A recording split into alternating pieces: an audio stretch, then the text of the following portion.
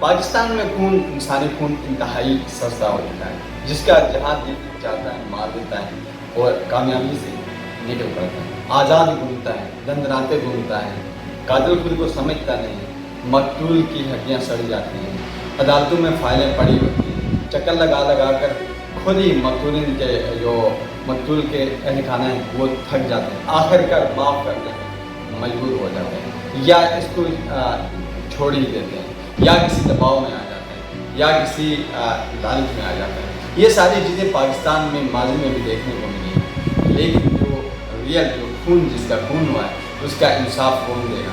اس کا انصاف اللہ تعالیٰ کی عدالت کے علاوہ کیا انسان دے سکتے ہیں؟ لیکن یہ چیزیں ناممکن ہو چکی ہیں۔ کہاں پہ؟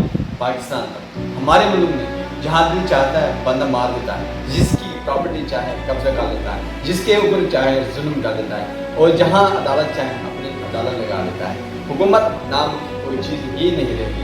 حکومت ہوتی تو وقت پہ جو ماضی میں ہو چکے ہیں، جو مقتولین ہو چکے ہیں، ان کو انصاف دیتا ہے، ان کو انصاف کے کٹہرے میں لایا جاتا ہے اور ان کو سر عام لٹکایا جاتا ہے، پھانسی دی جاتی ہے، جس کے بعد یہ سارے معاملات ختم ہو جاتے ہیں اور آج پاکستان ایک پرامن ملک بن چکا ہوتا ہے۔ لیکن یہ چھوٹے چھوٹے جو کرائمز ہوتے ہیں وہ نکلتے بڑی زمین کی صورت اختیار کر لیتے ہیں۔ جیسے ثنا جاوید، ہمارے جو ثنا یوسف جو ہیں ہمارے سامنے ایک بڑی مثال ہے، جو کہ گھر پہ جا کر اجنبی بندے مار کے آتا ہے، کامیابی سے ایک اسلام آباد کے محفوظ سیکٹر میں جا کر ایک چھوٹی سی بچی کو، ایک ٹک ٹاکر کو مار کے آتے ہیں۔ ہاں یہ نہیں ہے، ابھی اور بھی آگے بہت سے علماء پاکستان کے دارالخلافہ اسلام آباد میں سینٹر چوکس میں مارے گئے، شہید کر دیے گئے، لیکن ان کو انصاف آج تک نہیں ملا۔ اور کون لوگ ہیں جو گمنام لوگ جو مار کر کامیابی سے سی وی جو کیمراز ہوتے ہیں ان کے اندر میں بھی نہیں آتے، کامیابی سے نکل آتے ہیں، جبکہ جہاں حکومت چاہتی ہے 2 منٹ کے اندر پکڑ لیتی ہے۔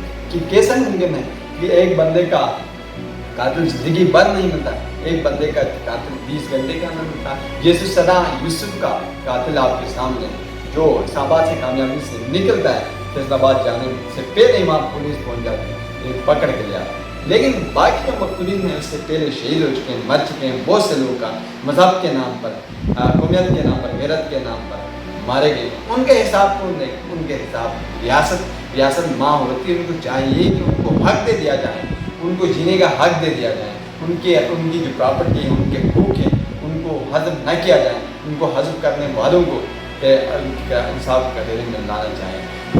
پرسوں کا واقعہ کراچی کا انتہائی سبق یافتہ ہے ہمارے لیے کہ ایک شخص اتنا پولیس کو، جوڈیشل کو، سیکیورٹی اداروں کو چیلنج کرتے ہوئے سر عام روڈ پر اپنی عدالت لگا دیتا ہے، لیکن ہم خاموش بیٹھے ہیں۔ سوشل میڈیا کا پریشر آتا تھا، ہم اس کے آگے لے آتے ہیں، برائے نام اس کو اریسٹ کر لیتے ہیں۔ اس کے ہاں کیا ہوتا ہے کہ برائے نام اریسٹ کر لیتے ہیں، لیکن جو ہے خامی ظاہر سے بات سامنے آ جاتی ہے، جہاں پر ان کو باہر سے جو کنڈی لگائی جاتی ہے، تالا لگایا جاتا ہے، وہ کھلا ہوتا ہے۔ اس کو قاتل جو ناانصافی کرتا ہے، جو ملزم ہے، اس کو فل کانفیڈنس ہے، فل یقین ہے، اس کو کچھ عرصے کا گیم ہے، اس کے بعد یہ پیسے دیں گے یا نکل آئیں گے، آرام سے نکل آئیں گے، دن لاتے پھریں گے، وہیں ہوگا، وہیں سما ہوگا جو، اور یہ بھی ہے کہ اس کو بڑی پاپولیرٹی مل جائے۔ لیکن ہاں ریاستی ادارے کہاں پہ؟ ریاستی ادارے آج سے پہلے وقت سزائیں دیتے، یہ صورت دیکھیں، قندیل بلوچ دیکھیں، بہت سے علماء کرام دیکھیں، اور یہاں پر ان کے حقوق، ان کے جینے کا حق یہاں پر نہیں ملا۔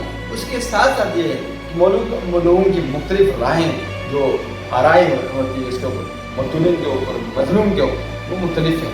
جہاں پر ثنا یوسف کے اوپر جو تھا الزام تھا، اس کے اوپر کچھ لوگوں نے الحمدللہ اس کے گن صاف ہو گئے، الحمدللہ کسی غیرت جا کے اس طرح کے کمنٹ کرتے ہیں۔ کسی نے تو سیدھا ملاؤں کے اوپر ڈالا، ملاؤں نے اس کو مروا دیا ہے۔ لیکن یہ مذاق کا کاڑ کب تک ہمارے ملک میں چلے گا؟ انشاءاللہ آخر وقت میں جب حق آئے گا تو باتوں کو چھپنے کی جگہ نہیں ملے گی۔ لیکن ریاست ماں ہوتی ہے، ماں اپنے بچے کو تحفظ دینے کے لیے کتنی کوشش کرتی ہے، فیڈ کرنے کی کتنی کوشش کرتی ہے، لیکن ریاست ماں کا جو روٹ اختیار نہیں کرتی۔ انتہائی یہ جو مایوس کن سچویشن پاکستان کے اندر بن رہی ہے، اس سے جان چھڑانے کے لیے ہمیں کیا کرنا ہوگا؟ ہمیں لا ہے اس سچویشن کو بحال کرنا ہوگا۔